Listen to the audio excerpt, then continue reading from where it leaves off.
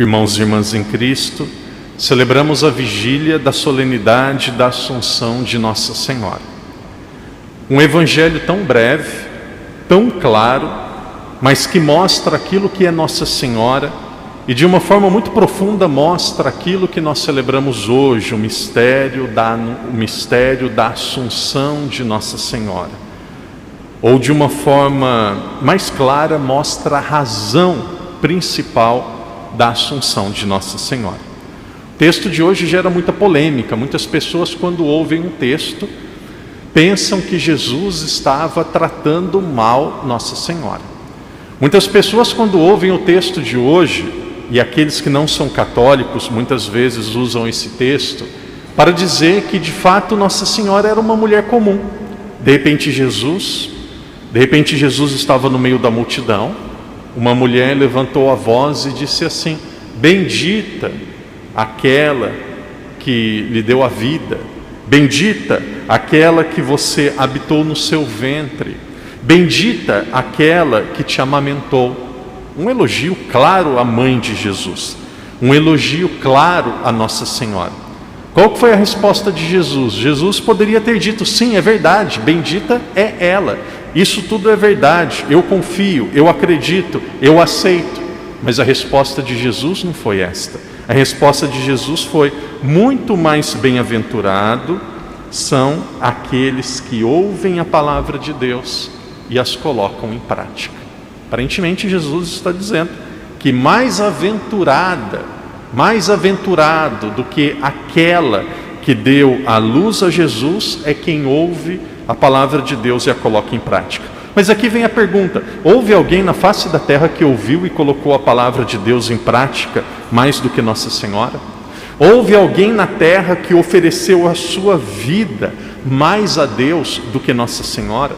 Aquela mulher, claro que de uma forma muito espontânea, sem maldade nenhuma, aquela mulher quis dizer, ou ela disse, que a grandeza de Nossa Senhora está em um dado biológico, porque Nossa Senhora gerou Jesus. E Jesus diz: a grandeza da minha mãe não está em um dado biológico, a grandeza da minha mãe não está porque ela deu a luz a mim, a grandeza da minha mãe não é porque ela me amamentou, a grandeza da minha mãe é porque ela ouviu e colocou a minha palavra em prática. Jesus poderia dizer: a grandeza dela é porque ninguém me segue de uma forma tão profunda como a minha mãe. Veja, aqui entra algo maravilhoso sobre Nossa Senhora. Nossa Senhora aparece nos momentos que são extremamente necessários.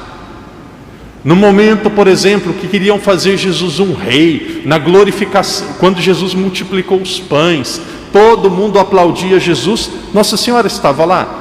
Possivelmente até estava, mas ela não aparece.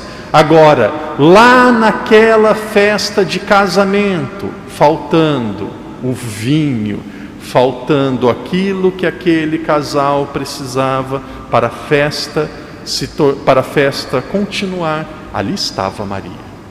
No momento que Jesus estava na cruz, os discípulos, os apóstolos desapareceram, com exceção de São João.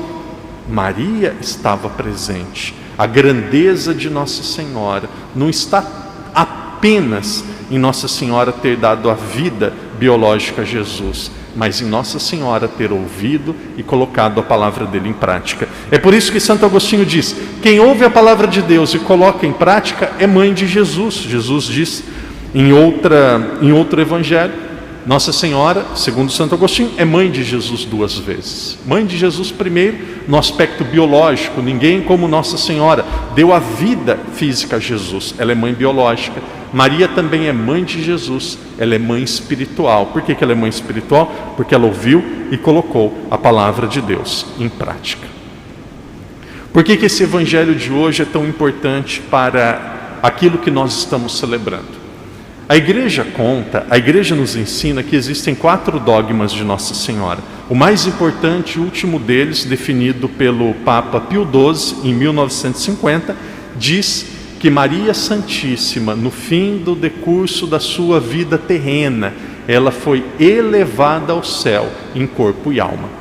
Existem muitas pessoas na igreja, e esta era uma tendência teológica, principalmente do século XIX, Existe uma tendência que diz que Nossa Senhora não morreu, que Nossa Senhora estava dormindo, e quando ela estava dormindo, ela foi levada de corpo e alma para o céu. É uma tradição muito bonita, comovente, mas o padre precisa ser muito honesto. Esta não é a tradição da igreja. Esse não é o ensinamento da igreja. Mesmo que a igreja nunca disse com palavras muito claras, Nossa Senhora não morreu. Nossa Senhora morreu. A igreja não entrou no mérito deste detalhe. Mas é muito provável, e aqui diz os bispos, dizem os grandes teólogos, e até os papas comentam isso, não como dogma, mas comentam como ensinamento. É bem provável que Nossa Senhora morreu. Até Cristo passou pela morte para se associar, para se unir mais perfeitamente ao seu Filho Jesus. Tudo aquilo que Jesus passou, Nossa Senhora também passou. Nossa Senhora também passou. Depois que nós morremos, o nosso corpo vai se decompor, o nosso corpo ele vai virar pó, o nosso corpo ele vai ser entregue à natureza, o nosso corpo ele vai se dissolver aos poucos, mas a nossa alma, ela vai ser julgada imediatamente por Deus, e existem duas opções para a nossa alma. Ou a nossa alma vai viver para sempre com Deus, ou a nossa alma vai viver para sempre sem Deus. Padre, eu aprendi a vida toda que tem o purgatório. Onde que está o purgatório aqui? O purgatório está aqui. Existem pessoas que durante a morte vão viver para sempre com Deus e outras que vão viver para sempre afastadas de Deus. Aquelas que vão viver afastadas de Deus vão estar em um estado que nós chamamos de inferno, que é uma separação definitiva de Deus e de tudo aquilo que é bom. Agora, as pessoas que vão viver com Deus, aqui existem duas possibilidades. Existem aquelas que já estão totalmente purificadas, preparadas, aquelas que já estão totalmente unidas a Deus através do pensamento e das ações, elas vão direto para o céu. Mas existem pessoas que estão salvas, existem pessoas que vão viver com Deus, mas que não estão ainda plenamente unidas a Deus. Essas pessoas vão ser purificadas. O que significa dizer que essas pessoas vão ser purificadas? Nós damos o nome a esse estado de purgatório. Qual que é a beleza do purgatório? Qual que é o ponto positivo do purgatório? Purgatório é certeza de céu. Quem está no purgatório já está salvo, mas não está salvo ainda. O purgatório é um já e um ainda não. Por que um já? Porque a pessoa já está salva. Por que um ainda não? Porque ela não está ainda com Deus. Então o purgatório é belíssimo. O purgatório é para aqueles que já estão salvos. Mas, padre, por que nós ouvimos tantas imagens? O fogo do purgatório, rezar pelas almas do purgatório. Porque imagina, você já está salvo, mas não está com Deus ainda. Imagina, você já está salvo, mas não está gozando da amizade, da participação de Deus. Imagina, você sabe que, vamos dar um exemplo físico, biológico, temporal, mas claro que não é assim, é só uma metáfora aquilo que o padre vai dizer. Imagina, você sabe, já está naquele quarto, mas você não pode entrar naquele quarto. É muita ansiedade, é muita vontade, mas não pode ainda. Então esse que é a dificuldade do purgatório. O que é o fogo? O fogo é uma simbologia para queimar tudo aquilo que não é de Deus. Tudo aquilo que não é de Deus. É como se houvesse um alvo. As crianças, até adultos, nas Olimpíadas têm aquele tiro ao alvo. Você tem um alvo, pega a flecha e joga no alvo. E lá no alvo tem o centro, que muitas vezes é na cor vermelha. Você pega a flecha e joga lá no centro. Se ela acertou o centro, é céu. Se ela não acertou o centro, ela vai ter que ser movida até o centro. Ela vai ter que chegar ao centro. E esse movimento de chegar até o centro, nós chamamos de purificação, nós chamamos de purgatório. Como que as pessoas que estão no purgatório podem se purificar? E aqui entra algo importante. A pessoa que já faleceu, ela não pode mais fazer nada por ela. Quem já faleceu não pode fazer mais nada. Algumas pessoas perguntam assim: padre, existem os anjos que estão condenados, existe Lúcifer, existe os demônios. Por que os demônios não se convertem? Por que os demônios eles não aceitam a Deus e de repente viram anjos bons e tudo fica tudo no lugar e fica tudo resolvido? Porque quando você tem um conhecimento pleno de Deus, você já pode ter uma decisão que não muda mais. Os anjos, quando eles se decidiram ou servir a Deus ou não servir a Deus, eles já tinham um conhecimento pleno. E se eles já tinham um conhecimento pleno, eles não vão conhecer mais. Ou seja, eles não vão mudar a forma de pensar. Depois da nossa morte, nós já temos um conhecimento pleno de Deus. Nós já sabemos tudo, então você não pode fazer mais nada por você mesmo. E aqui entra uma das belezas de nós sermos católicos. Tem pessoas que pensam que a igreja está só na terra. O padre já falou outras vezes, aqui é belíssimo. É um mistério que daqui a pouco nós vamos rezar no creio. Creio na comunhão dos santos. Padre, o que significa afinal creio na comunhão dos santos? É um dos trechos mais importantes, mais belos, mais densos do credo que nós vamos rezar daqui a pouco. O que é a comunhão dos santos? A comunhão dos santos são os 3 estados que a igreja está. Por exemplo, a igreja está na terra? Sim, a igreja está na terra. A igreja na terra nós chamamos de igreja militante. A igreja está no purgatório? Quem está no purgatório é membro da igreja? Sim, a igreja está no purgatório. A igreja no purgatório nós chamamos de igreja padecente. A igreja está no céu? Sem dúvida nenhuma, a igreja está no céu. Quem está no céu é membro da igreja. A igreja no céu nós chamamos de igreja triunfante.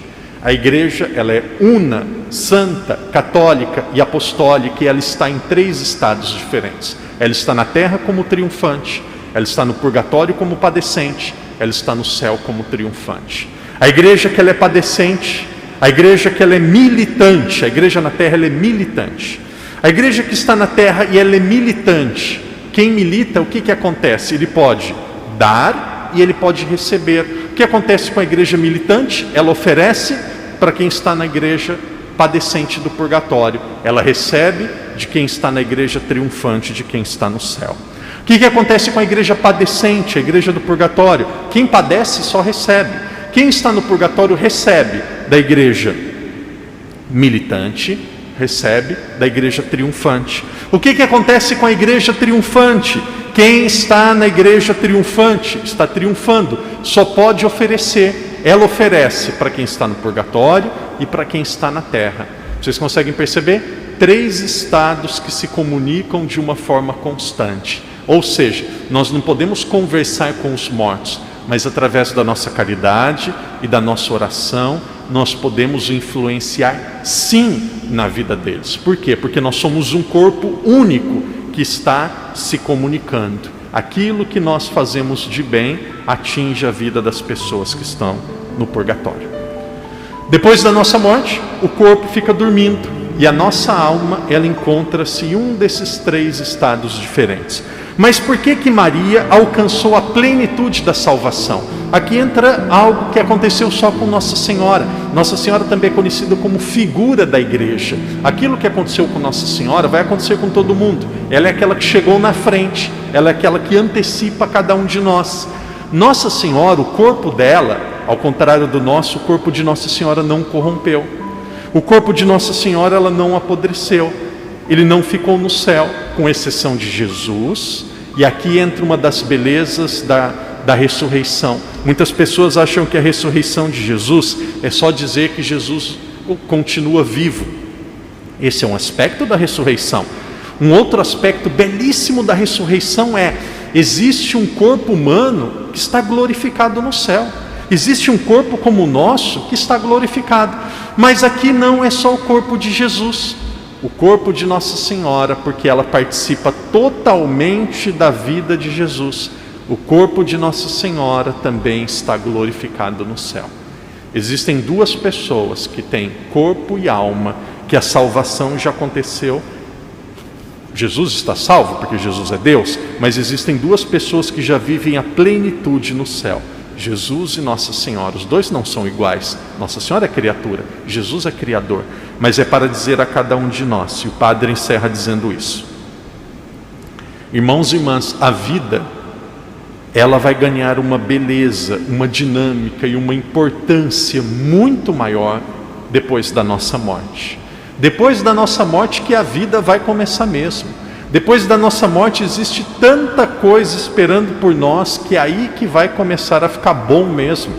Aí que é a parte boa da festa. Aqui é só preparação. Aqui é só preparar as vestes, é só preparar os presentes, as lembranças, as prendas, mas a festa mesmo ela vai começar depois da nossa morte, porque aí nós vamos viver com Deus. E depois um dia, na segunda vinda de Jesus, o corpo e a alma de cada um de nós, eles vão se unir novamente e nós viveremos em Deus, com Deus para sempre. Aquilo que vai acontecer conosco na segunda vinda de Jesus já acontece com Nossa Senhora agora, porque um motivo é outro dogma de Nossa Senhora, a maternidade divina, porque ela é mãe de Deus. Outro é também a Imaculada Conceição, ela não conheceu o pecado durante toda a sua vida. Como diz São João Damasceno, ali pelo ano de 780 mais ou menos, aquela que foi um céu na terra, só poderia ir da terra para o céu. Aquela que foi um céu na terra, só poderia ir da terra para o céu. Louvado seja Deus que Maria Santíssima, nossa mãe, está no céu. Que Deus nos ajude a cada dia fazermos sempre esta pergunta para nós. Essa é a pergunta que eu tenho mais feito esse ano para mim. Uma pergunta que os santos normalmente faziam: onde eu quero passar a minha eternidade? Essa é a pergunta que nós devemos fazer. Onde eu quero passar a minha eternidade? De acordo com a nossa resposta, vai ser a nossa maneira de viver aqui na terra.